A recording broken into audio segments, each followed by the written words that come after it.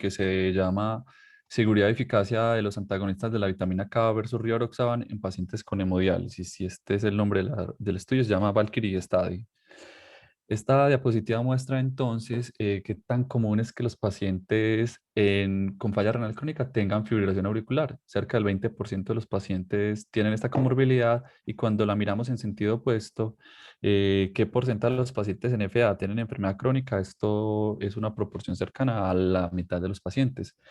Y es muy importante que el paciente con enfermedad renal crónica y FA posiblemente tiene tanto aumento en el riesgo de fenómenos de trombosis como en el riesgo de fenómenos de sangrado. Y en este caso, esta diapositiva muestra o ilustra los mecanismos por el cual los pacientes con enfermedad renal crónica y FA pudieran tener un aumento en la probabilidad de tener fenómenos embólicos en el contexto de FA. Estos pacientes pueden tener alteraciones en la viscosidad sanguínea.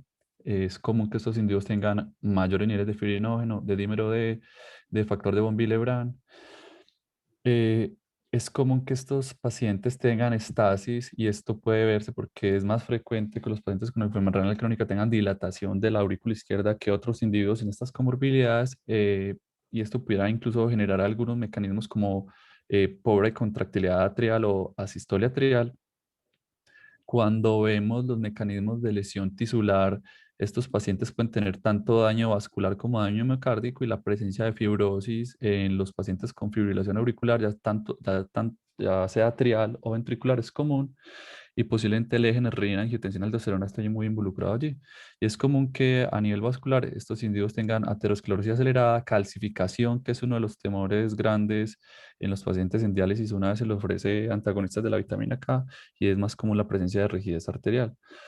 Por el contrario, cuando vemos por qué un paciente con enfermedad renal crónica puede sangrar, son múltiples los mecanismos desde la composición de la plaqueta, de manera que puede haber movilización anormal de los niveles de calcio plaquetario y esto va a afectar la agregabilidad.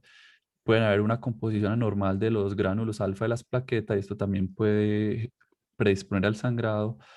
Pueden haber disregulaciones en el metabolismo de las prostaglandinas que son fundamentales para la agregación plaquetaria y esto entonces también puede predisponer a lo mismo. A nivel endotelial, la plaqueta del paciente que está en diálisis puede tener una menor interacción con los multímeros de von Willebrand al haber déficit de la glicoproteína 1B y esto entonces puede explicar por qué hay una menor actividad endotelial y los multímeros de fibrinógeno que están aumentados en los pacientes en hemodiálisis pudieran limitar no solo la adhesión, sino la agregabilidad plaquetaria.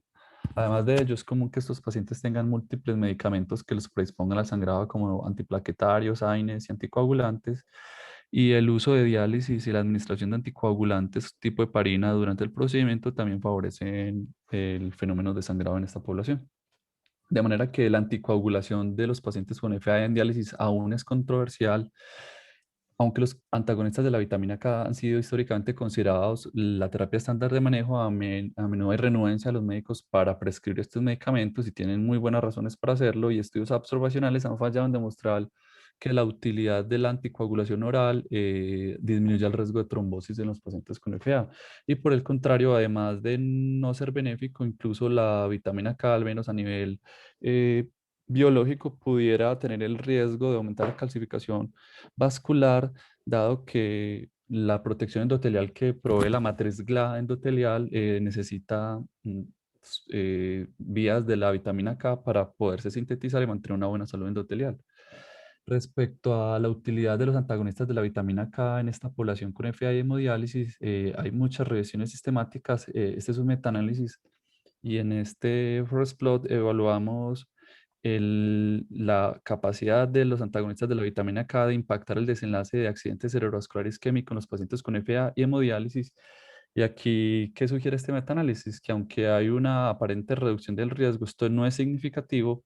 Por el contrario, lo que sí es significativo es, esto enumera las tasas de sangrado, el riesgo de sangrado si es considerablemente mayor o si es indiscutiblemente mayor en esta población y miren que es 1,2 veces aquellos pacientes comparado con la no intervención. De manera que es discutido la utilidad para prevenir fenómenos embólicos y sí parece tener una asociación con el aumento del riesgo de sangrado. Y si lo traducimos o si evaluamos este mismo desenlace con con anticoagulantes directos, este es una corte retrospectiva tomada al Medicare, tomando datos de más de 25.000 pacientes. Y esto se hace con apixaban porque de lejos apixaban es el anticoagulante directo más prescrito en este escenario, en enfermedad renal y hemodiálisis, por la aprobación que la FDA dio basado en un modelo farmacocinético. ¿Qué sugiere entonces esta corte retrospectiva del Medicare? Acá vemos la línea de no efecto, cómo favorece a warfarina o a apixaban, y aquí vemos que está apixaban a dosis de 5 miligramos en amarillo y a dosis de 2,5 miligramos en gris. Esto sugiere que dar dosis de 5 miligramos pudiera favorecer la intervención y disminuir las tasas de SB y embolia sistémica. Las tasas de sangrado parecen ser menores con apixaban que cuando se compara con warfarina. Y cuando se comparan las tasas de muerte, también pudiera haber un beneficio cuando este medicamento se prescribe a dosis de 5 miligramos día, más no cuando esto se prescribe a dosis de 2,5 miligramos día. A pesar de ello, hay diferentes estudios que muestran resultados opuestos, de manera que es controversial aún la indicación. Y digamos que vienen múltiples estudios en curso. Aquí estos son ensayos clínicos con asignación aleatoria, la mayoría comparando antagonistas de la vitamina K versus anticoagulantes directo, e incluso este RCT, el SafeD, piensa tener 3 brazos de vitamina K, apixaban 2 veces al día y no ofrecer nada, que posiblemente este subgrupo de no ofrecer ninguna terapia a la fecha, al día de hoy, es un grupo totalmente viable y totalmente justificado. Saber que no ofrecer nada en esta población incluso puede ser tan bueno como ofrecer una terapia anticoagulante, de manera que cuando se terminen de reclutar esos estudios podremos tener un mejor panorama de qué hacer con estos individuos. Y estos son los datos que tenemos del RENAL-AF. Importante el RENAL-AF, que primero es un estudio no publicado, simplemente tenemos estas diapositivas que todos sacamos de algún congreso de cardiología. Ellos pensaban obtener 760 pacientes y asignarlos de manera aleatoria, pero suspendieron el estudio prematuramente cuando tenían 154 pacientes, de manera que la conclusión definitiva del estudio nunca la conoceremos. Estos son los criterios de selección para ellos: eran pacientes en hemodiálisis con un CHA2-VAS de 2 o más y presencia de fibrilación auricular, y ellos los asignaron a 5 miligramos de apixaban o a dosis reducida en aquellos pacientes que estuvieran indicados, y un grupo de warfarina, y el desenlace primario de ellos era un desenlace de sangrado. ¿Qué encontraron ellos? Que a 12 meses de seguimiento, apixaban es tan bueno como la warfarina para generar sangrado, o tan malo como la warfarina para asociarse a fenómenos de sangrado. Eso depende de cómo quiera ver uno el desenlace, pero digamos que no hubo diferencias en las tasas de sangrado entre apixaban y warfarina, que este era el desenlace primario de estudio. Y cuando se evalúan desenlaces secundarios del mismo, acá vemos que a pesar de que había un desenlace, un número bajo de eventos, porque el estudio se cortó de manera prematura, no había diferencias aparentes en las tasas de accidente cerebrovascular, en las tasas de embolia sistémica. Aunque numéricamente había más muertos en el grupo apixaban, vemos aquí 21 casos versus 13. Ellos dicen pues que esto no tiene una significancia estadística, pero es llamativo. Miren, 25% mortalidad en apixaban versus 18% en el grupo de warfarina. Y acá vemos algunas diferencias, por ejemplo, en la mortalidad de origen no cardiovascular, que parecía ser mayor en el grupo de warfarina que en el grupo Pixan. Probablemente estos son simplemente datos de un estudio que se suspendió prematuramente. Y esta incertidumbre que hay en este escenario muestra la incertidumbre que hay en las recomendaciones médicas. Esta, esta imagen entonces resume algunas de las recomendaciones de guías internacionales. Miren cómo CADIGO para el 2012 decía que en individuos con filtración menores a 30 se podían dar dosis más bajas de warfarina con un seguimiento estrecho. La Sociedad Europea de Cardiología decía, vea, para el 2016 anticoagula individuos con tasas de filtración mayores a 15 mililitros minuto. Miren estas recomendaciones de las guías canadienses, digamos que muy cautos los canadienses. Ellos dicen en individuos que tengan entre 15 y 30 mililitros minuto, que no estén en diálisis, de warfarina, y en individuos que tengan menos de 15 mililitros minuto no lo anticoagule e incluso tampoco le dé un antiagregante plaquetario. Y acá vemos las guías de la Sociedad Americana del Corazón para el 2019. Ellos dicen que es razonable prescribir warfarina o apixaban en individuos con menos de 15 mililitros minuto, y los demás anticoagulantes directos ellos sugieren no usarlos por falta de beneficio. De manera que este es el ensayo entonces que discutiremos hoy. Este se llama el Valkyrie Study y está la autora principal, se llama la doctora Anne de Vries. Ella es una nefróloga belga, y ella trabaja en este hospital que queda en Bélgica, Brujas. Ella ha hecho estudios de farmacocinética con rivaroxaban que ahorita revisaremos. Ha hecho algunos metaanálisis buscando la utilidad de anticoagulantes directos en este escenario y ahora conduce este RCT que tenía un objetivo inicial diferente, ya miraremos. Entonces, el Valkyrie Study era un ensayo clínico abierto conducido por investigadores cuyo objetivo inicial era evaluar, asignando tres grupos de warfarina, rivaroxaban y rivaroxaban más un suplemento de vitamina K, si había diferencias en las tasas de calcificación vascular a 18 meses de seguimiento. Ese es el diseño primario del estudio y así fue que lo plantearon los evaluadores. ¿Qué hacen ellos en este estudio publicado en esta revista de nefrología? Ellos publican un seguimiento prospectivo observacional adicional, es decir, 18 meses adicionales a los 18 meses previos del estudio centrado en evaluar la calcificación vascular, continuando la intervención de estos tres grupos como lo asignaron originalmente. El estudio estaba diseñado para conducirse en estos tres hospitales belgas que no me desgastaré en pronunciar por lo complejo del mismo. Y acá miraremos el tiempo de reclutamiento del estudio, desde febrero del 2015 hasta enero del 2019. El último paciente se siguió hasta julio del 2020.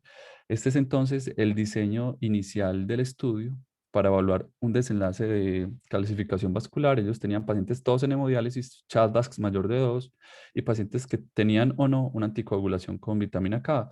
Les hicieron unas pruebas basales para seguirlas en el tiempo, como un TAC y una velocidad de onda de pulso para evaluar la rigidez vascular. Y estos eran los grupos que tenían vitamina K con una meta INR2 en 2 y 3, rivaroxaban a 10 miligramos día y rivaroxaban más una dosis de un agonista de vitamina K oral, con lo que ellos querían evaluar la hipótesis de si esto disminuía la rigidez arterial y la calcificación vascular de los pacientes. Y estos pacientes ellos los siguieron hasta 18 meses para evaluar este desenlace de cambios en la calcificación coronaria, en la aorta torácica y cambios en la onda de pulso a 18 meses de seguimiento. De manera que luego de, de esos 18 meses de seguimiento, a los pacientes los siguieron durante 18 meses más para evaluar ya no calcificación vascular y rigidez arterial, sino desenlaces de sangrado y desenlaces de muerte cardiovascular y fenómenos de embolia sistémica, que ya veremos. Estos son los criterios de inclusión del estudio original. Eran individuos mayores de 18 años, todos tenían que tener falla renal en hemodiálisis, tenían una FA no valvular, un CHA2-VASc mayor de 2 y podían tener o no una anticoagulación. Algunos pacientes eran entonces naive y no habían sido nunca expuestos a anticoagulantes. Y ellos excluyeron a aquellos individuos con mala absorción, aquellos individuos que tenían o tomaban medicamentos que pudieran tener interacciones importantes con los medicamentos, individuos con válvulas mecánicas y pacientes con cirrosis, entre otros. Y estos eran los tres pacientes entonces que siguieron en el tiempo. Eh, Tenían un grupo de antagonistas de la vitamina K con esta meta-INR, rivaroxaban 10 miligramos día, y este grupo de rivaroxaban más un agonista de la vitamina K, con el que querían evaluar si modificaban la calcificación vascular o no de los pacientes. ¿Y ellos de dónde toman esta dosis ajustada de rivaroxaban? De una publicación previa de la autora principal del estudio, la autora Anne de Vries, en la que ella comparando en 12 pacientes sanos con hemodiálisis a los que se les dio una dosis reducida de vitamina de rivaroxaban de 10 miligramos, cuando se comparó con un estudio previo a los que se le administró 20 miligramos de rivaroxaban en voluntarios sanos con función renal normal, ellos documentan que el área bajo la curva de estas dos dosis eran similares. La vida media del medicamento posiblemente era algo inferior en el grupo de hemodiálisis versus en el grupo de voluntarios sanos, pero al menos basados en este resultado hemodinámico de 12 pacientes a los que se le administró rivaroxaban de 10 miligramos con un área bajo la curva similar, de ahí seleccionan esta dosis ajustada o reducida de rivaroxaban para esta población en hemodiálisis. Ellos hacen un cálculo de tamaño de muestra, pero lo hacen para el estudio original de evaluación de la calcificación vascular. Ellos asumían entonces un score de calcio Agatston promedio de 800. Ellos estiman esta desviación anual en los valores de calcio y ellos asumían que presentarían una progresión de la calcificación vascular del 60% en el grupo de antagonistas de la vitamina K y que esta progresión de la calcificación vascular era menor en los pacientes que recibían rivaroxaban. De esta manera, ellos calcularon que necesitaban en promedio 27 pacientes en cada brazo y asumiendo unas pérdidas estimadas del 30% en la población con hemodiálisis, ellos aumentan el número de la muestra y determinan que necesitan al menos 132 pacientes para encontrar diferencias para este desenlace de calcificación vascular, de manera que el tamaño de muestra está calculado para este desenlace. Este era entonces el desenlace primero que querían evaluar en esta cohorte prospectiva de un ensayo que previamente fue con asignación aleatoria y era este compuesto de muerte cardiovascular fatal, accidente cerebrovascular no fatal y eventos cardíacos, que ya definiremos a qué se refieren ellos con eventos cardíacos. Y esta es la definición de sangrado amenazante de la vida y de sangrado mayor que usaron durante el estudio. Para el análisis estadístico, entonces ellos evalúan las distribuciones de cada característica y los desenlaces con desviaciones estándar, rangos intercuartílicos y proporciones según sea indicado. Las distribuciones se compararon con un test de Fisher para variables categóricas, con un test de Kruskal-Wallis o una Udemann-Whitney para variables continuas, y ellos estimaron si había diferencia de tiempo libre al evento y tiempo al primer sangrado con un modelo de riesgos proporcionales de Cox. Y ellos hacen un análisis post-hoc en los que, si bien ellos tenían tres brazos, hacen un análisis en el que combinan los dos brazos de rivaroxaban y los comparan con el brazo de antagonistas de la vitamina K. Ellos también plantean hacer un NACE o una estimación de un beneficio clínico neto, evaluando una tasa incidente de un compuesto de tanto un desenlace de eficacia, que es el riesgo de muerte cardiovascular y eventos cardiovasculares, como una mezcla con los desenlaces de sangrado amenazante y sangrado mayor. Y esto lo comparan con un modelo de Cox y estiman hazard ratio para ello. Y ellos mencionan que todos los análisis se hicieron con un protocolo de intención a tratar. Respecto a los resultados del estudio, entonces, esta es el flowchart que ellos muestran del estudio. Eran 143 pacientes, asignan de manera aleatoria 132, 44 antagonistas de la vitamina K, 46 a rivaroxaban en monoterapia y 42 a rivaroxaban más un agonista de la vitamina K. Ellos hacen esta primera fase de seguimiento, entonces, que son los 18 meses del estudio en el que se quería evaluar la calcificación vascular, y luego hacen un seguimiento extendido del estudio. Miren de manera muy importante la mortalidad de estos individuos en el tiempo, de manera que cuando se evalúa el seguimiento extendido del estudio prospectivo para evaluar desenlaces cardiovasculares, de 44 pacientes en el grupo de antagonistas de la vitamina K se habían muerto 32, del grupo de rivaroxana en monoterapia de 46 pacientes habían muerto 30 y de 42 pacientes habían muerto 27, de manera que la muerte es el principal riesgo de estos pacientes, se actúa como un riesgo competitivo, y las pérdidas del seguimiento o el abandono por deseo del paciente de continuar el estudio son pocas. Miren que dos pacientes en un grupo, dos pacientes en otro, etcétera. De manera que la muerte era el desenlace más común en estos individuos y era una mortalidad elevada, lo cual habla de por qué es difícil conducir un estudio de estos tipos en una población de pacientes renales crónicos en hemodiálisis. Esta tabla entonces muestra las características basales del estudio. Miren que la edad promedio de los pacientes era cercana a los 80 años. Entre el 50 al 70% de los pacientes eran de género masculino. Una tercera parte de los pacientes tenían una historia de un accidente cerebrovascular isquémico previo y hasta una quinta parte de los pacientes tenían historia de sangrado gastrointestinal previo. La mitad de los pacientes tenían diabetes e infarto como comorbilidades. Y si evaluamos qué tanto tiempo llevan los pacientes en diálisis, al parecer o a mi criterio eran personas que llevan muy poco tiempo en diálisis. Miren que 1,8 hasta 2,7 años en diálisis, de manera que era una población de poco tiempo de exposición a esta terapia. E incluso hasta en el 20% de los pacientes esta diálisis era incidente, es decir, el paciente apenas estaba iniciando con la terapia de reemplazo renal o llevaba menos de 3 meses con ella. Cuando se evalúa el chat-BASC de estos pacientes, miren que todos tenían un chat-BASC alto, la mediana era de 5 puntos, al igual que el Hasbled, es decir, todos tenían chat-BASC y Hasbled alto, como es común en los pacientes con enfermedad renal en hemodiálisis. Y cuando sí se evaluaban qué tanto tiempo llevan en anticoagulación estos pacientes, en promedio llevan menos de un año recibiendo antagonistas de la vitamina K, y hasta un 30% de los pacientes tenían o menos de 3 meses de exposición a warfarina o no habían sido expuestos a ningún anticoagulante. Hasta el 34% de los pacientes tenían además un antiplaquetario asociado, y de ese periodo inicial de seguimiento del estudio de calcificación vascular, ellos lograron seguir a 77 pacientes durante 18 meses más, y estos 77 pacientes se reduce casi a la mitad del tamaño de la muestra por las muertes que tienen durante el estudio. Es como la principal explicación para la reducción en el periodo de seguimiento de los pacientes. Ellos dicen que estos 132 pacientes de la corte inicial en total aportaron un promedio de seguimiento de 290 personas año, y este fue la mediana de seguimiento del estudio, 1,99 años. Esto muestra la frecuencia de suspensión prematura de anticoagulación durante el estudio. Acá vemos entonces que a pesar de que no parece haber diferencias en las tasas de suspensión prematura de la anticoagulación, esto parece ser más frecuente en el grupo de antagonistas de la vitamina K. Miren, 14 pacientes versus 9 pacientes en rivaroxaban y 10 pacientes en el grupo de rivaroxaban más un antagonista de la vitamina K. Las tasas de sangrado, grosso modo, no hay diferencias en ella, 8 casos, 8 y 9. Y miren que las tasas de calcifilaxia, sí fueron, al menos los dos casos que hubo, todos se presentaron en el grupo de antagonistas de la vitamina K.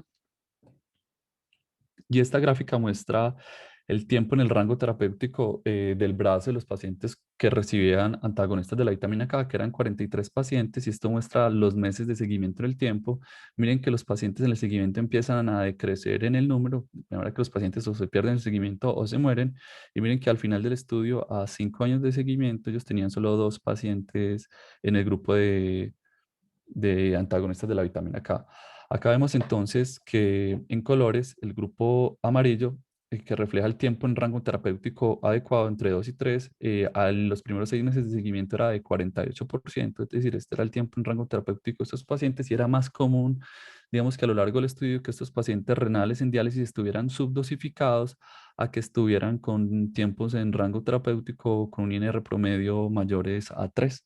Y conforme progresa el estudio, mejora el tiempo farmacoterapéutico de los pacientes. Uno, porque cae mucho el número de pacientes y posiblemente esto es un sesgo que el que sobrevive es un paciente más aliviado o más adherente o biológicamente es mejor y por eso mejora entonces el tiempo farmacoterapéutico de estos individuos.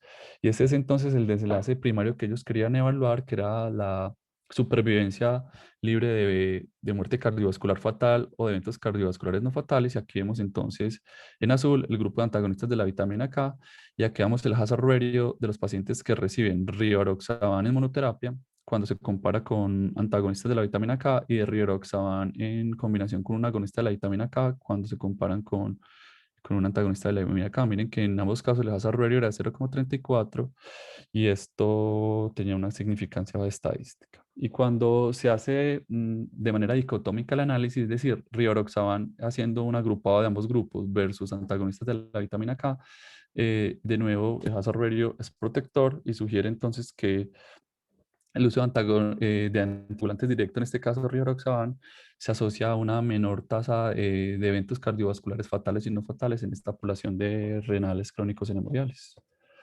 Cuando se evalúan los desenlaces secundarios de eficacia, que no son más que los del primario expresados o desglosados en el tiempo, aquí vemos las muertes por cualquier causa. De nuevo, no parece haber diferencias significativas en las muertes por cualquier causa, pero el número porcentualmente es superior en el grupo de antagonistas de la vitamina K, 72%, 72%, 65% y 64%. Eh, Cuando vemos las tasas de embolia sistémica, 7 casos en antagonistas de la vitamina K, 4 rivaroxaban y 4 y 2 en el grupo de monoterapia, digamos que no hubo diferencias en análisis estadístico entre estos pacientes tampoco. Y cuando se evalúan otros desenlaces, aquí vemos, por ejemplo, las muertes cardiovasculares, 5 muertes en el grupo de warfarina, 4 en el grupo de rivaroxaban en monoterapia y 2 muertes en el grupo de rivaroxaban más un agonista de la vitamina K.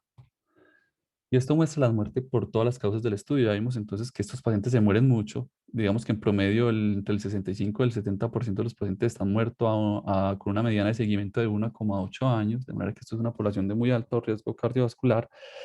Eh, Hubo algunos casos de muerte súbita. Miren que no parece haber diferencias numéricas entre las mismas. Y de manera muy llamativa, la muerte cardiovascular numéricamente no es la causa más frecuente de muerte en estos grupos, es la muerte asociada a la suspensión de la diálisis. Es decir, el paciente y el médico optan por retirar al paciente de la diálisis posiblemente por sus comorbilidades y esta fue la causa más frecuente de muerte en el estudio, seguida de las causas cardiovasculares. Y cuando evaluamos los desenlaces de sangrado, aquí están los 3 grupos. Este número inicial muestra el número de pacientes que tuvieron al menos un episodio de sangrado y el número entre paréntesis muestra el número total de sangrados que tuvieron esos individuos. Es decir, esto no es un porcentaje, sino el número de sangrados. Digamos que, ¿qué podemos decir cuando se evalúan este análisis de Cox ajustados? Que no parecen haber diferencias en el número de sangrados totales, ni en el número de sangrados amenazantes de la vida, ni en el número de sangrado mayor. Pero cuando se conjugan estos dos eventos, sangrado mayor y sangrado amenazante de la vida, en este caso, en esta fila, sí hay una diferencia significativa en el número de sangrados, siendo mayor en los pacientes que reciben un antagonista de la vitamina K. En este caso eran 17 casos versus 8 en rivaroxaban en monoterapia y versus 9 en rivaroxaban más un agonista de la vitamina K. De manera que al mezclarlos estos dos grupos, el hazard ratio para sangrado, para el compuesto sangrado amenazante y sangrado mayor era de 0,44, sugiriendo entonces que prescribir rivaroxana en esta población es protector para este desenlado compuesto de sangrado. Y este es el NACE que yo lo querían evaluar, que era evaluar el compuesto del desenlace primario de eficacia con este sangrado compuesto de sangrado. Y ellos que encontraron que esta era la incidencia en el grupo de antagonistas de la vitamina K, 84,2 por cada 100 personas al año. Esta era la incidencia en los individuos del grupo de rioxaurana agrupado, 85, 35,3. Y este es entonces el riesgo relativo de estos individuos cuando se calcula un desenlace neto de eventos en la población. De manera que este es el abstract visual del grupo entonces en esta población de individuos con FA y de hemodiálisis que se asignan a estos tres brazos de tratamiento. Ofrecer rivaroxaban parece traducirse en una menor probabilidad de tener eventos cardiovasculares fatales y eventos cardiovasculares en pacientes que tienen fibrilación auricular y se encuentran en hemodiálisis. Y para la discusión del artículo, ¿qué mencionan los autores entonces? Que este es el primer estudio clínico en reportar tasas de embolia y sangrado a largo plazo en población con FA y hemodiálisis. Digamos que el RENAL-AIF, aunque precede este artículo, el RENAL-AIF es un estudio que se suspendió prematuramente y posiblemente nunca estará publicado. Rivaroxaban en este estudio redujo eventos fatales y no fatales, además del sangrado mayor, cuando se mezclaba con el desenlace de sangrado amenazante de la vía, cuando se compara con el grupo de antagonistas de la vitamina K. Y algo muy interesante que no hice énfasis, pero me debo devolver, es qué ocurre con las tasas de isquemia sintomática de los miembros inferiores. Miren, qué pena que olvidé mencionarlo. Hubo 20 casos de isquemia sintomática en miembros inferiores en el grupo de antagonistas de la vitamina K y fueron 10 casos en el grupo de rivaroxaban y 9 casos en el grupo de rivaroxaban más un agonista de la vitamina K. Es decir, parece que se disminuye la mitad del riesgo de tener una isquemia sintomática de los miembros inferiores y posiblemente los autores lo discuten que esto se ha descrito en otros estudios como en el COMPAS, aunque no es una población completamente diferente. Hay estudios que sugieren que rivaroxaban o dar un anticoagulante directo pudiera disminuir los eventos arteriales en enfermedad arterial periférica. Importante, yo creo que es una de las, aunque no es una crítica al estudio, es una de las dudas grandes que tenemos en medicina y es que al no incluir un grupo placebo, es decir, o un grupo de no intervención, no es posible determinar si los resultados de este estudio se deben a que los antagonistas de la vitamina K tienen un efecto deleterio o a que por el contrario rivaroxaban tiene un efecto benéfico. ¿Y por qué es tan importante esa pregunta? Este es quizás uno de los pocos artículos que yo he encontrado al respecto en el que comparan dar una intervención, en este caso un anticoagulante directo, versus no ofrecerlo en pacientes que tienen diálisis y tienen una fibrilación auricular. Entonces, ¿qué encuentran ellos en este artículo? Que ofreciendo dosis de apixaban de 5 miligramos cada vez, 2 veces al día, versus no ofrecer anticoagulación en este estudio, que esto también es una corte retrospectiva, apixaban se asociaba a un aumento en el doble de la probabilidad de tener accidente cerebrovascular o embolia sistémica, y cuando apixaban se ofrecía una dosis más baja, no había diferencias en este grupo. Por el contrario, cuando se evalúa las tasas de sangrado, ¿qué ocurría? Que aquellos individuos que no recibían anticoagulación tenían un menor riesgo de sangrado que aquellos individuos cuando se le ofrecía apixaban a 5 miligramos cada 12 horas, y el hazard ratio en este caso era de 4,6. Y cuando se evalúa con el grupo de apixaban a dosis reducida, aunque parecía haber un aumento en las tasas de sangrado fatal o sangrado intracraneal, esto no era significativo, de manera que es discutido incluso si esta población debería anticoagularse, y creo yo a la fecha que un grupo de no efecto o un grupo de placebo o un grupo de no intervención es completamente ético en esta población, porque hay estudios indicadores que sugieren que la intervención puede ser incluso peor que no ofrecerle nada a estos pacientes. Esto es lo que concluyeron estos pacientes en esta corte retrospectiva, es que en pacientes con falla renal y FA no valvular, el tratamiento con apixaban no se asoció a una menor incidencia de accidente cerebrovascular o embolia sistémica, pero sí se asoció a una mayor incidencia de sangrado fatal o intracraneal, de manera que al menos este estudio retrospectivo sugiere que incluso puede ser deleteria la intervención. Importante, y esto lo discuten los autores, es que el tiempo en el rango terapéutico es subóptimo, al menos en los primeros 6 meses de seguimiento, solo el 48% de los pacientes logran estar en rangos adecuados, pero esto es muy común en la población de enfermos renales en hemodiálisis, y estudios atrás han encontrado que cerca de que el tiempo que se logra que estos pacientes estén en rango terapéutico es cercano a un 50%. Es decir, es difícil lograr que un renal en hemodiálisis tenga un tiempo en rango terapéutico cuando se somete a esta intervención con warfarina. Y llamativo, algo que les mostraban eran las tasas de isquemia de miembros inferiores que parecen ser significativamente inferiores en el grupo de rivaroxaban cuando se comparan con el grupo de antagonistas de la vitamina K. Y posiblemente la plausibilidad biológica va en que los antagonistas de la vitamina K pudieran aumentar la calcificación vascular y es uno de los supuestos para este desenlace. Críticas personales que yo tengo sobre el estudio es que esto es un estudio abierto y, y algo importante de este estudio abierto es que uno, al ser un estudio abierto, las intervenciones en los diferentes grupos o las cointervenciones podrían variar de un grupo a otro. Eso es una de las observaciones. Dos, ellos si bien especifican muy bien que los autores que estaban cegados a la adjudicación de los desenlaces de calcificación y rigidez arterial en la fase inicial del estudio, ellos sí aclaran que esos pacientes están cegados, ellos no dicen quién adjudicó los desenlaces clínicos de sangrado y de accidente cerebrovascular, de manera que es incierto si el clínico que toma el diagnóstico sabía en qué grupo estaba el paciente, y esto es muy importante porque este estudio tiene este diseño. Importante adicional es que este es un estudio planeado y diseñado para otro desenlace original.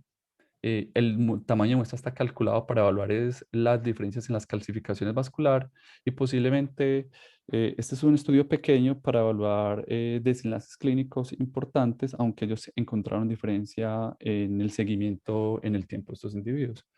Y algo importante, y esto algunas personas lo critican en pacientes con FA renal y hemodiálisis, es que el chatbox puede no ser el mejor puntaje y puede fallar para estimar el riesgo de fenómenos embólicos en pacientes con FA hemodiálisis. Y esto lo muestra una publicación muy reciente del European Heart Journal. Esto se publicó en el mes de abril y esto evalúa qué ocurre con diferentes puntajes para estimar el riesgo de fenómenos embólicos. Aquí está el CHATS, un CHATS 2 modificado, el CHATS-VASc, el Atria, el Garfield, entre otros, y muestran el comportamiento del estadístico, o sea, a lo largo de diferentes tasas de filtración glomerular, mayores a 60 mililitros minuto, entre 30 y 60 y menor a 30 mililitros minuto. Y miren lo que pasa con el CHATS-VASc conforme hay una caída del filtrado glomerular, hay una caída en el rendimiento del estadístico C o del puntaje CHATBASC para estimar o para predecir el riesgo de fenómenos embólicos en esta población. Y en este estudio en particular, este CHATS-2 modificado parece que fue el que mejor se comportó conforme caía la filtración glomerular, de manera que hay críticas a si deberíamos usar el CHATBASC-2 para definir a quién anticoagular o no. Y posiblemente es común que casi la totalidad de los pacientes en diálisis, una vez se les calcula un chatbus, casi todos tengan un chatbus de 2 o más. Entonces, de ahí surgió la pregunta de si deberían anticoagularse todos los pacientes o no. Y hay críticas en ese sentido. Es tanto que la misma autora, en una revisión reciente, en el que esto es una opinión, en la que ella juzga la evidencia, ella propone que el chatbot al ser insuficiente, ella propone un puntaje no validado de riesgo de fenómenos embólicos en pacientes en diálisis, y es el sistema de puntuación que ella asigna, darle una carga de puntos importantes a la presencia de SB, diabetes y falla cardíaca, y restarle a la historia de sangrado digestivo en el año previo. De manera que si el paciente tiene un puntaje de diálisis alto, debería considerarse la anticoagulación, y si esto es bajo, no considerarlo. Pero esto no es más que la opinión de una persona que trabaja en el área y esto no tiene ninguna validación. Entonces, ¿qué hacer con estos individuos? Yo creo que aún es incierto. ¿Qué hacer el individuo que tiene FA y está en terapia de hemodiálisis? Primero, hay críticas de cuál debería ser el método para seleccionar a qué individuos anticoagular o no. En el estudio que les mostré en diapositivas atrás, sugiere que este chat 2 modificado parece ser el que mejor preserva la capacidad predictiva a pesar de la caída del filtrado glomerular. La autora del artículo propone un puntaje inventado por ella, no validado en otros estudios previos, y uno pudiera antes definir si el paciente se anticoagula o no se anticoagula. Y yo creo que esta pregunta, la más importante, aún no está resuelta. Ahora, si el paciente se anticoagula, el paciente podríamos llevarlo a antagonistas de la vitamina K o anticoagulantes directos. Y digamos que si evaluamos la evidencia disponible, podemos decir que en el RENAL-AF, rivaroxal menos apixaban fue equivalente para las tasas de sangrado y no parecía haber diferencias en los fenómenos de embolia. Y si evaluamos este desenlace, sí parece haber un menor riesgo de sangrado y una menor tasa de fenómenos embólicos, por lo que posiblemente uno pudiera afirmar, si uno está inclinado a anticoagular a un individuo, es posible que un anticoagulante directo sea la primera estrategia a pensar, aunque esto es discutido y la literatura al respecto es débil. Y yo creo que es muy importante que la pregunta más importante aún no está resuelta, de si no se anticoagula y de si no se anticoagula, esto podría ser una terapia a considerar, el cierre de auriculilla en esta población. Esto digamos que aún es desconocido. Hasta ahí termino mi intervención y no sé si tiene alguna pregunta al respecto. Muchas gracias. Santiago, muchísimas gracias por tu presentación y las preguntas que dejas para toda la audiencia. Y tenemos hoy una audiencia experta que tiene no solamente la experiencia en fibrilación auricular, sino nefrólogos que tienen el seguimiento de estos pacientes.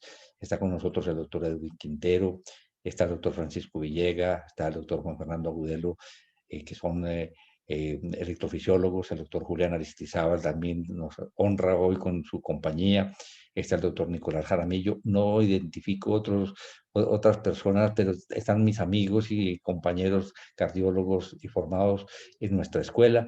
De verdad que estoy seguro que se va a dar una discusión muy interesante porque empezando por el doctor Francisco Villegas, este es un tema que lo apasiona y que probablemente motivó su tesis la maestría de epidemiología. Yo no sé si tengan alguna pregunta o si alguna intervención, doctor Villegas, y todos ustedes tienen el micrófono disponible y el que quiera preguntar algo lo puede hacer o por el chat o sube la mano para yo ofrecerle el micrófono.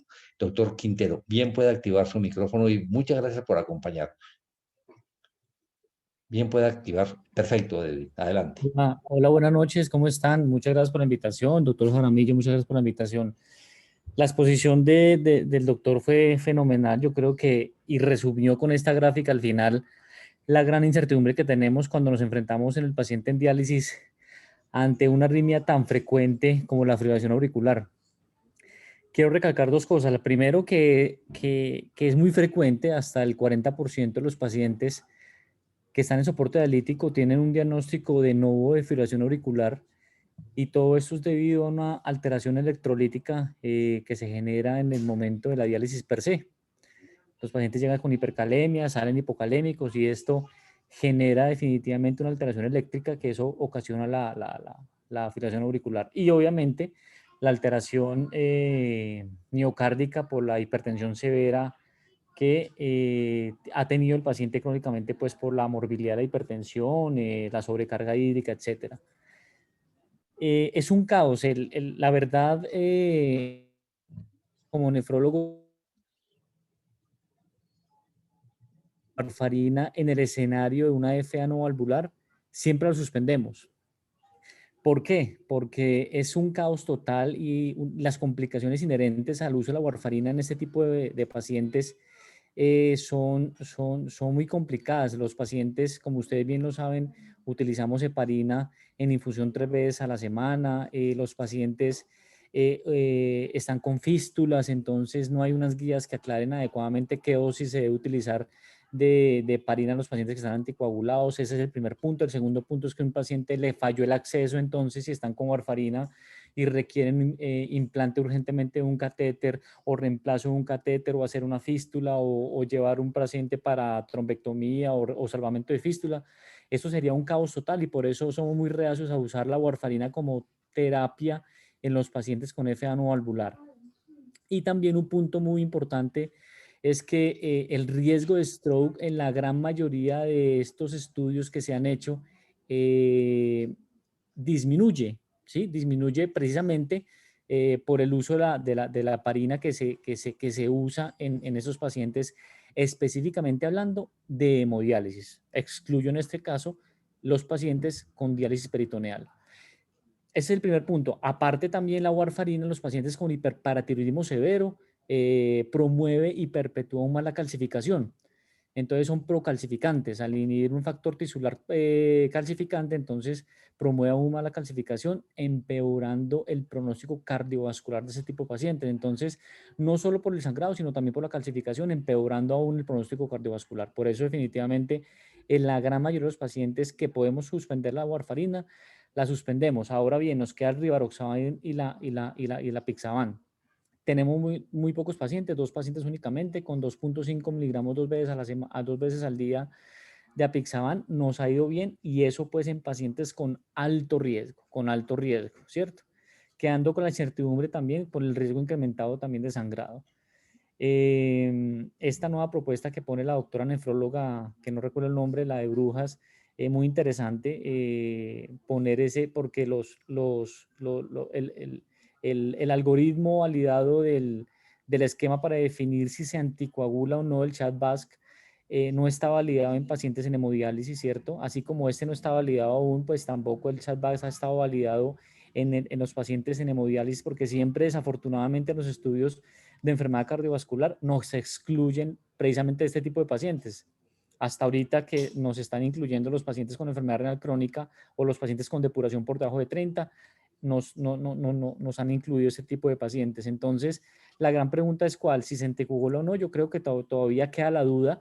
Quizás estamos ya consolidando la respuesta. Llegan una serie de artículos, quizás finalizando el año, o el otro año, con apixaban y rivaroxaban, y cierra ulicurilla también con Medtronic, con el Watchman en población en diálisis, ¿cierto? Y esperamos a ver qué nos van a decir ese tipo de artículos. Eso es lo que pues que tenía que decir. Muchas gracias. Doctor Quintero, muchísimas gracias. ¿Quién más quiere participar? Doctor Juan Fernando, bien puede abrir su micrófono. Bueno, muchas gracias. Te hago una excelente presentación. Creo que hiciste un resumen bastante sucinto y bastante aterrizado de la realidad de los pacientes que tienen fibrilación auricular y que padecen de enfermedad renal crónica. Yo, desde el otro punto de vista opuesto al del nefrólogo, pues digamos que del otro lado veo las cosas de manera muy similar. También vivo la angustia de los pacientes que están anticoagulados y que además de eso van a una sesión de hemodiálisis. Clásicamente, por fuera de del grupo de nefrólogos, los cardiólogos solemos pensar que la anticoagulación con antivitamina K es más segura por la falsa sensación de seguridad que nos da poder medir el INR. Pero es un hecho que es muy frecuente y a uno con mucha frecuencia le llegan pacientes que vienen con hemodiálisis y que hay que anticoagular porque tiene una fibrilación auricular. El tema de los DOAC es un tema que hemos tratado de ir buscándole como el papel en este subgrupo, pero creo que todavía no hay una evidencia lo suficientemente fuerte hasta ahora, que va creciendo. Puede que esta no sea suficiente. Las preguntas que hace Santiago al final son bastante interesantes, pero es tal vez de las cosas que más se aproximan a demostrar la utilidad que tienen los DOAC en los pacientes que vienen con fibrilación auricular y hemodiálisis. Hay una cosa que es muy interesante que también el doctor lo mencionó, y es el tema del cierre de la orejuela, que tal vez el doctor Francisco ahorita le podemos picar la lengua y nos ponemos a discutir el tema, pero yo creo que hay todos los días una evidencia. Hace poquito salió el Praga 19, que es un artículo de Boston que demuestra que el Watchman en pacientes que tienen enfermedad renal crónica con CHA2DS muy alto, CHA2DS de 4 o 5, creo que 4 y pico, el cierre percutáneo de orejuela era tan bueno como la anticoagulación. O sea que tenemos todos los días un poquito más de evidencia acerca del cierre percutáneo de la orejuela. La otra cosa que es muy importante y que tal vez vamos a ir viendo en el futuro es la carga rítmica. Como la carga rítmica, aun cuando hoy día ninguna de las guías dice que una carga rítmica alta o baja cambie las conductas, la carga rítmica sí empieza a ser cada vez un factor para considerar. No es lo mismo que usted tenga una carga rítmica del 1%, eso sería intuitivo, que tener una carga rítmica del más del 11, 12, 15, 20%. Y ahí digamos que eso haría fuerza a favor de un lado o del otro. Y la otra cosa que es muy importante, que ustedes lo mencionaron muy bien, es el puntaje. Bueno, en realidad todos los puntajes, mejor dicho, ninguno de los puntajes que tenemos para medir la probabilidad de ACV es perfecto. Y la gracia del CHA2DS2 es básicamente lo universal de ese puntaje, ¿no? Entonces yo creo que aun cuando no sea el puntaje ideal, pues sí es importante que es básicamente reproducible. Y un punto final que me parece muy importante es la razón del puntaje. No es lo mismo, y si quieres te hago ponerte el esquema que puso la doctora, el que ella no es lo mismo que usted lo vayan a anticoagular porque simplemente tiene una edad de 75 o que ya hizo una ACV. Entonces yo creo que ahí es donde uno tiene que empezar a negociar con el nefrólogo por qué quiere anticoagular o por qué uno no quiere anticoagular un paciente. Y insisto, no es lo mismo que te anticoagulen porque tuviste una ACV, no es lo mismo porque te anticoagulen porque tu CHA2DS2 es demasiado alto, y no es lo mismo que te anticoagulen o que te quiten la anticoagulación porque el paciente tuvo sangrado. Entonces yo creo que ahí empiezan a jugar como varios factores, ¿no? Hay una revisión que salió, tal vez, no sé, me acuerdo en Up to Date, ¿no? De un autor que también decía, mire, si la diferencia entre el CHA2DS2 y el HASLE es más de 2, anticoagúlelo, ¿cierto? Esa es una medida pues como muy gruesa. No es frecuente, pero digamos que si tiene un CHA2DS2 muy alto con un HASLE que es más o menos manejable, debería tender a la anticoagulación, ¿no? Y sin embargo, creo que de todo lo que he visto, y hago aquí la salvedad que yo dicto conferencias tanto de rivaroxaban en diálisis como de apixaban en diálisis, de todo lo que he visto, si bien esta evidencia no es perfecta, sí es un artículo que abre luces para el uso de los DOAC en esta población. Muchas gracias, Tiago. De nuevo, felicitaciones. Excelente presentación. Juan Fernando, muchísimas gracias. Si alguien más quiere participar, está el doctor Jorge Marín. No te había visto, Jorge. Bienvenido. Jorge, estás con el micrófono disponible. Nuevamente nos enorgullece tenerte esta noche con nosotros. Bienvenido. ¿Me están escuchando? Sí, señor. Adelante, Jorge. Buenas noches, doctor Jaramillo. Gracias al doctor Nicolás que nos invitó, al doctor Julián y a mí. Pues yo quisiera comentar que pues, nosotros somos cardiólogos intervencionistas y creemos en lo que hacemos. Y revisando la literatura, ya hay por ahí unos registros de unos italianos que salió ahorita en julio del 2020 con 92 pacientes en las condiciones que han sido mencionadas en esta presentación. Y son pacientes a los que a todos se les puso dispositivo de cierre de orejuela. Fue un implante exitoso en el 100% de los casos y a 2 años de seguimiento no había eventos embólicos, ni de embolización del dispositivo, ni complicaciones con el mismo. Entonces yo quiero que tengan presente que esa es una alternativa no farmacológica de tratamiento que la estamos empezando a utilizar. Ya tenemos una N que va creciendo día a día. Yo creo que llevamos ya más de 20 pacientes renales crónicos en diálisis a quienes les hemos cerrado la auriculilla en forma exitosa, y el seguimiento que se les ha hecho a esos pacientes es muy prometedor. Estamos haciendo nuestra propia evidencia y esperamos en un futuro muy cercano, con el crecimiento de estos pacientes, hacer nuestra propia publicación de orden internacional. Pero es para llamar la atención que existe esta forma de terapia que yo espero que la historia nos vaya a ir dando la razón, que a estos pacientes les va bien con un acercamiento no farmacológico. Jorge, muchísimas gracias. Muchos éxitos con esa alternativa para los pacientes. Profe, Además, doctora yo quería hacer una Aristizábal, observación con la intervención del doctor Marín. ¿Me escuchan? adelante, por favor, Santi. Y este es el artículo que menciona el doctor Marín, no sé si lo ven en pantalla. La publicación es reciente. Como el doctor dice, es una corte prospectiva de 92 pacientes italianos. Es prospectiva, es como lo interesante el artículo, y tenían un brazo de anticoagulación, un brazo de cierre de orejuela y un brazo de no ofrecer nada. Y ellos cuando llevan el paciente a este análisis multivariado, digamos que hacen comparación de anticoagulación versus cierre de orejuela o no ofrecer nada versus cierre de orejuela. Hay unos datos llamativos, ellos dicen, vean, los primeros 3 meses de la intervención no hay diferencias en las tasas de sangrado cuando se le cierra la orejuela, cuando se le ofrece anticoagulación, pero en seguimientos más largos, entre el cuarto mes, luego el cierre y el mes 24, y posiblemente este periodo es por el periodo en que uno le da antiplaquetarios al paciente luego del cierre. ¿Qué ocurre? Que ofrecer anticoagulantes aumenta el riesgo de sangrado en 6,48 veces, ¿cierto?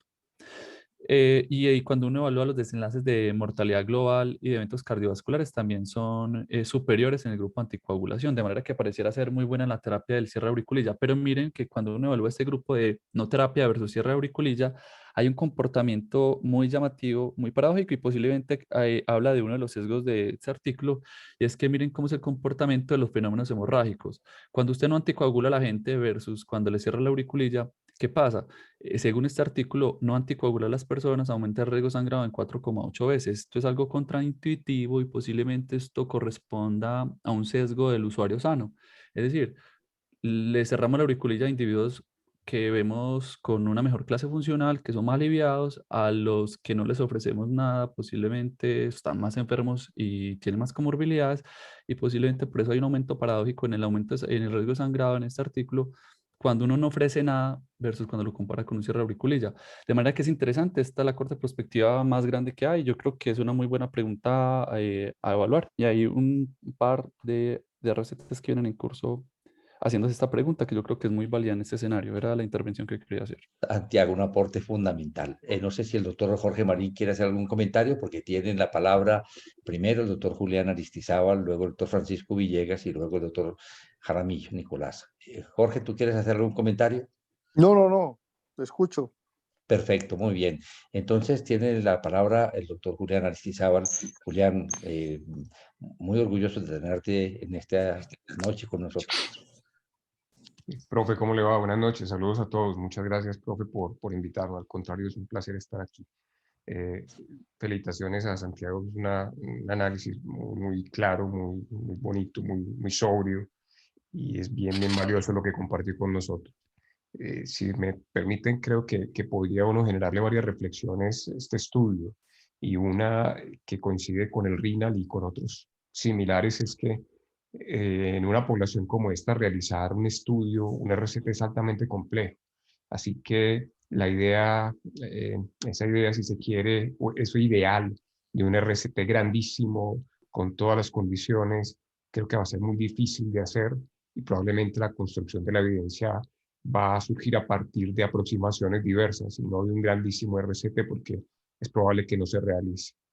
Lo segundo es que en estos pacientes, independientemente de la terapia que uno seleccione, y eso lo han mostrado varios otros estudios, no solo anticoagulación, hay una altísima mortalidad. Y esa alta mortalidad será una limitante para cualquier terapia. Pasa lo mismo en diálisis para seleccionar un desfibrilador en estos pacientes. Esa misma análisis debe hacerse, porque no tiene mucho sentido que usted ofrezca una terapia cuando la expectativa de vida del paciente está condicionada por otras circunstancias. Y por lo tanto, ser capaces de predecir esa mortalidad o esos riesgos competitivos de mortalidad tiene que ser también una prioridad para nosotros. Tercero, es claro que en esta población, tal vez más que en la población general, hay una alta tasa de suspensión de las terapias, cualquiera que sea, y eso es un condicionante. Y si uno define utilizar warfarina, es también claro, y eso lo ha soportado la evidencia observacional que existe, que los pacientes tienen poco tiempo en rango terapéutico. Dicho todo esto, aparte de la evidencia de que no hay un beneficio en reducir el ACV y que sea un aumento del sangrado, creo que es muy contundente que una de las cosas que hemos aprendido de este y otros estudios es que la warfarina en diálisis no se debería utilizar. Eso me parece que es claro y que la evidencia imperfecta soporta. Ahora, una pregunta muy importante y que tal vez Santiago en la reflexión lo planteó y que hace que la necesidad de cualquier estudio que se haga incluya una población sin anticoagulación es que en la definición del riesgo embólico y el riesgo de sangrado no se ha perfeccionado en este grupo de pacientes. En la gráfica que montó Santiago recientemente del estudio de validación reciente, realmente había muy pocos pacientes en diálisis. Entonces no sabemos exactamente cuál es. Y probablemente, como en la fisiopatología lo mencionaba al principio, una de las razones fundamentalmente del sangrado es que las circunstancias que propician el sangrado en los pacientes en diálisis no están incluidas en los puntajes de riesgo. Y eso hace que se nos pasen por encima cosas que son importantes, pero que no están en esos puntajes de riesgo, porque probablemente son para otras poblaciones. Ahora, cuando ustedes observan los pacientes que tienen puntajes de Chadback de 5 en cualquiera de estas series de anticoagulantes orales directos o warfarina, en esos pacientes de 5 para arriba o 4 para arriba, usted empieza a ver que independientemente de que el Chadback no esté validado, los pacientes tienen un alto riesgo de ACV y hay un beneficio de las terapias. Así que probablemente perfeccionar o tener un umbral más alto para considerar anticoagulación podría en algún momento tener algún sentido. Pero que la evidencia de los DOAC, y este estudio aporta eso, aporta evidencia, por supuesto, con todas las limitaciones que tiene, que lo mencionó muy bien Santiago, podría ser una alternativa si uno está inclinado a definir que ese paciente se beneficiaría de la anticoagulación, si todavía cree que la anticoagulación es una alternativa. Pero dado lo que conocemos actualmente y con base en ese perfil farmacocinético y farmacodinámico, probablemente las alternativas más razonables sean rivaroxaban de 10 después de la diálisis o apisaban 2.5 2 veces al día. Sin embargo, cuando usted empieza a analizar lo que estamos observando, dado el por qué ocurren los fenómenos embólicos, el que el riesgo de sangrado es muy alto independientemente del riesgo embólico, es muy probable que la terapia de cierre de auriculilla, a pesar de que no existen estudios todavía más sólidos que el de la doctora Genovesi, que también mencionó el doctor Marín y el doctor Santiago, nos dan luces acerca del comportamiento probable de esa terapia en un grupo de pacientes en quienes la anticoagulación o antiagregación producen eventos de sangrado mucho mayores.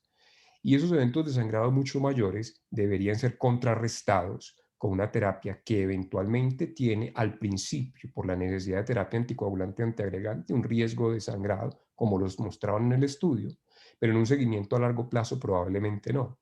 Por supuesto, eso requeriría un estudio, una RCT, así fuese pequeño, para soportar esa presunción, que al menos desde el punto de vista fisiopatológico, probablemente sea la terapia que supla la necesidad más grande en este grupo de pacientes, un alto riesgo embólico, pero con un muy alto riesgo de sangrado, diferente a todo el escenario de la enfermedad renal crónica en diálisis.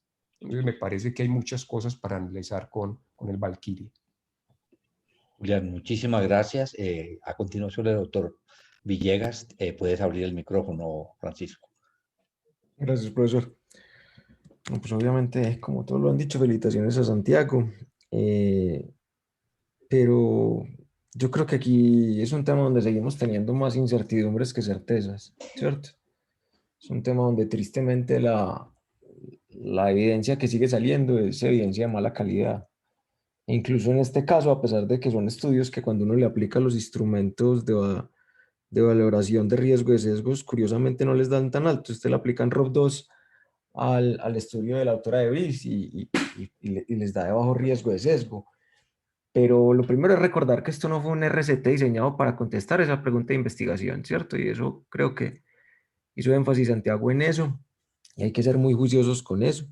Esta es una prolongación de un RCT que parece no tener mucho problema, que parece que las pérdidas estuvieron equilibradas entre los tres brazos, que lo que ustedes quieran, pero no fue un RCT diseñado para esta pregunta de investigación. Entonces ahí empieza uno.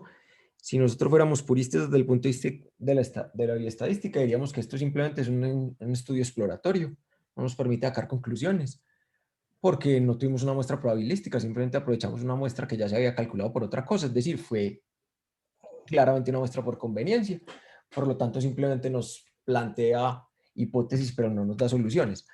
Ahora, la realidad es que si usted encuentra algo, pues vale la pena preguntarse si sí. Las cosas que no tuvieran diferencia, pues probablemente es que no tuvimos suficiente poder o no, pero no nos vino a resolver pues la duda, igual que lo que pasó con el renal, pues que fue una insatisfacción muy grande. Nos toca esperar el Axadia pues y el SafeD a ver si nos solucionan esa pregunta que todavía tenemos de comparar esos dos tipos de medicamentos, pues los antagonistas de la vitamina K y los DOAC, y probablemente va a ser muy importante el A-B-Key Dial y el Downward, pues para que nos contesten si de verdad la anticoagulación sirve para algo o no, porque es que sigue siendo la pregunta más importante. Nosotros seguimos contestando preguntas adelante en un flujo de conocimiento en el cual tenemos un bache previo que no hemos resuelto. Nosotros no sabemos si la anticoagulación sirvió o no. Y no lo sabemos.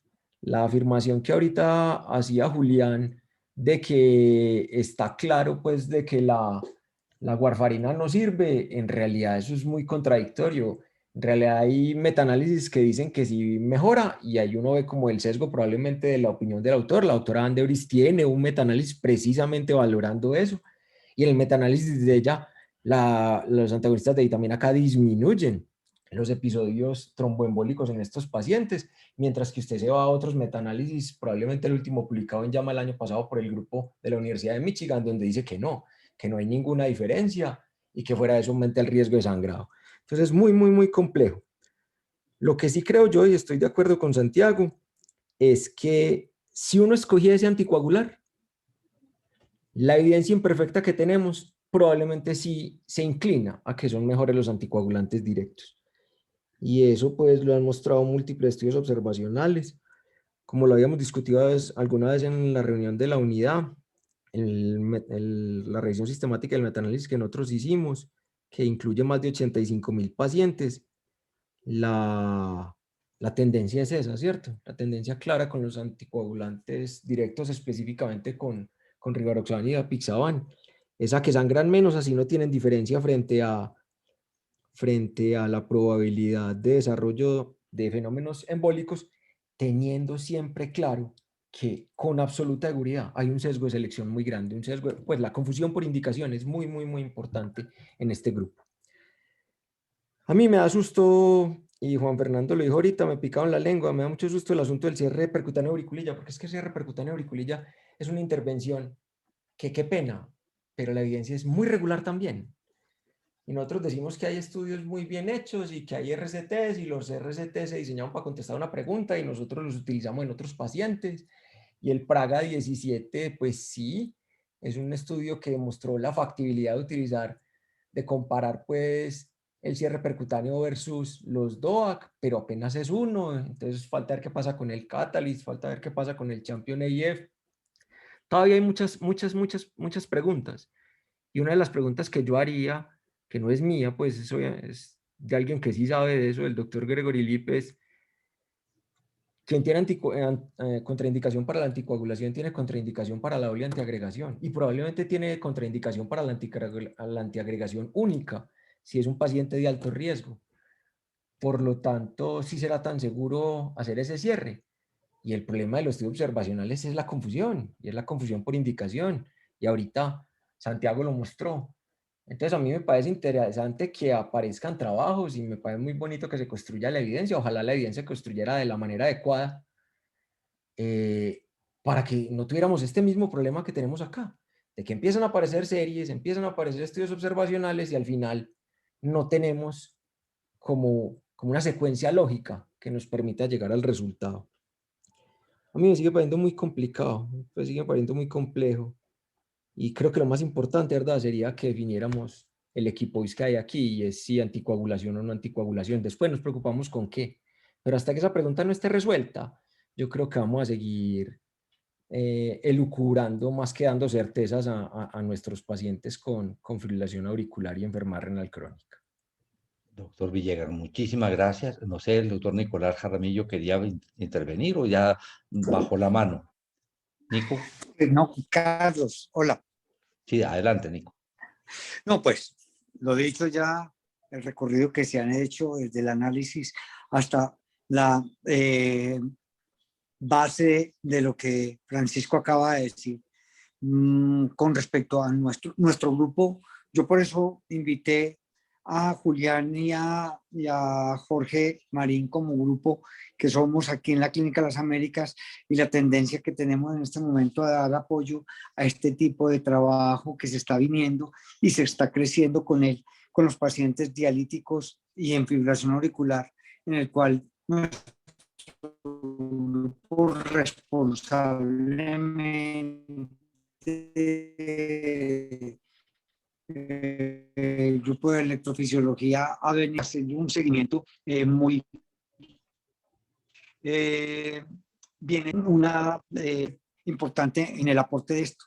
Pero uno de los puntos críticos, y me gustó mucho que haya intervenido también Edwin como especialista en el área de, como nefrólogo y que está dedicado a la parte de diálisis, mire lo que él mismo dice, la necesidad real de anticoagular en un paciente que está intermitentemente anticoagulado, la situación de los vitamina K dependientes definitivamente deben salir del uso de los pacientes en diálisis y enfermedad renal crónica estadio 5, pero la pregunta y la gran pregunta a la cual sí se debe contestar y que no la tenemos es si necesitamos o no necesitamos la anticoagulación como la plantea al último ya Francisco como una alternativa.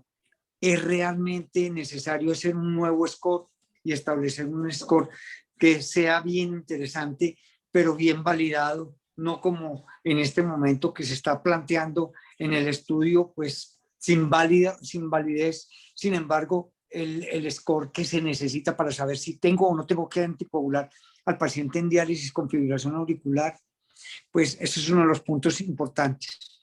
Yo quería agradecer mucho la asistencia de Jorge, del doctor Aristizábal, del doctor Edwin también, porque son unos aportes grandes que nos hacen a estas discusiones, y en especial a Santiago, que es un gran expositor de estos estudios, muy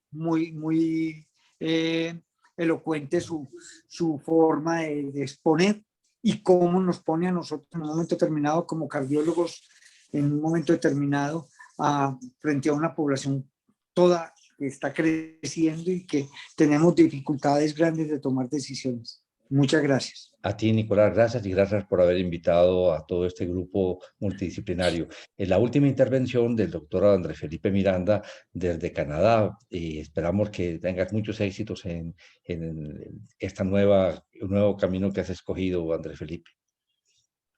Rubén, muchas gracias por los deseos. Bueno, buenas noches para todos. Ya todos han dicho lo mismo y yo no voy a tratar como de redondar eso. Para mí, el estudio, desde mi perspectiva personal, es un estudio que plantea más preguntas que respuestas, y yo creo que no nos podemos emocionar mucho con él, con todo el análisis que el profe Villegas hizo, y mi posición individual es exactamente la misma. Es un estudio que plantea más preguntas que respuestas. El gran conundrum el gran punto a definir con estos pacientes es si se benefician de anticoagulación o no. Y yo creo que en esta población es muy importante tener en cuenta que no hacer vale la pena considerarlo. Yo creo que es una de las condiciones en cardiología en las que uno debe tener el no hacer, es decir, el no anticoagular a esos pacientes como una primera herramienta.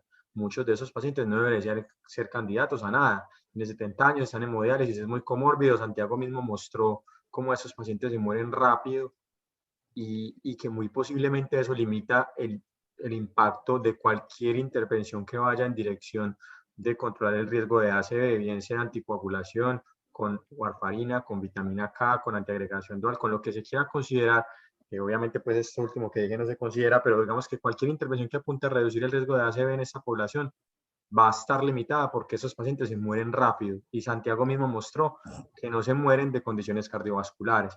Yo creo que vale la pena como tenerlo en cuenta para no hacer en estos pacientes. Obvio, no todos los pacientes son iguales. Entonces la pregunta es, si yo tengo un paciente joven en hemodiálisis, ¿ese se beneficia de anticoagulación? Si no es prevención primaria, sino prevención secundaria de ACV. Y si mi paciente es candidato a un potencial trasplante renal, ¿qué papel tengo yo como cardiólogo en la reducción del riesgo de ACV para que eso no vaya a ser una contraindicación para un trasplante ulterior? Yo creo que son cosas que vale la pena, o que yo al menos en la práctica tenía siempre muy en cuenta, es candidato o no candidato, y qué lo hace un candidato o no a ser anticoagulado. Y lo otro es que también me uno al comentario del doctor Villegas, es con el cierre de auriculilla. Todavía hay mucho que desear. El registro de los italianos, pues Santiago lo mostró y digamos que plantea cosas muy interesantes, Y nuevamente yo creo que eso revive la posición de también no hacer en esta población se vale. Yo creo que hay muchas preguntas todavía y me uno a un comentario que hacía el profe Aristizábal y es muy posiblemente la respuesta a estas cosas no las vamos a tener de un gran RCT. Ya hemos visto como los 2 RCTs que se han intentado tirar no han podido responderla y que la información va a venir de los registros y que evidentemente los registros parece que los anticoagulantes directos serán la opción al menos más segura para estos pacientes. Andrés Felipe, muchísimas gracias. No sé si el doctor Julián Aristizábal, que tiene la mano levantada, quiere hacer una intervención final. Adelante, Julián. No, es simplemente complementar algo, lo que decían los compañeros, los colegas. Es una circunstancia compleja, esa pregunta de si se anticoagula o no es realmente difícil de resolver. No tenemos todos los elementos para hacerlo. Pero asimismo, como esa pregunta también es cómo estimar la posibilidad de que ese paciente realmente amerite una intervención también, como lo decían. O sea, yo creo que el trabajo está por hacerse, pero el punto es que también hay que ir haciendo evidencia, así sea imperfecta, porque si no nos vamos a quedar esperando cosas que no van a salir y los pacientes están al frente y esperan respuestas. Entonces las respuestas tienen que ser o surgir de esbozos cuando no tenemos grandes respuestas y es necesario también cuestionarnos acerca de, como dice Andrés, cuándo no hacer, eso es supremamente importante, pero también cuándo hacer puede ser una alternativa. Julián, muchísimas gracias. Santiago, ¿tú tienes algunas palabras finales? Profe, no, yo creo que la discusión fue muy interesante. Yo creo que muchas gracias a todos por conectarse y por sus aportes a esta discusión en este tema tan complejo para todos. Muchísimas gracias a todos los asistentes, sus aportes. Y Santiago, nuevamente, muchas gracias por proponer tan claramente los problemas y mirar las perspectivas de todos ustedes. Invitados para la próxima sesión y, ¿verdad? Buenas noches. Cuídense todos, por favor, que los necesitamos. Una buena noche. Feliz noche. Feliz noche, gracias.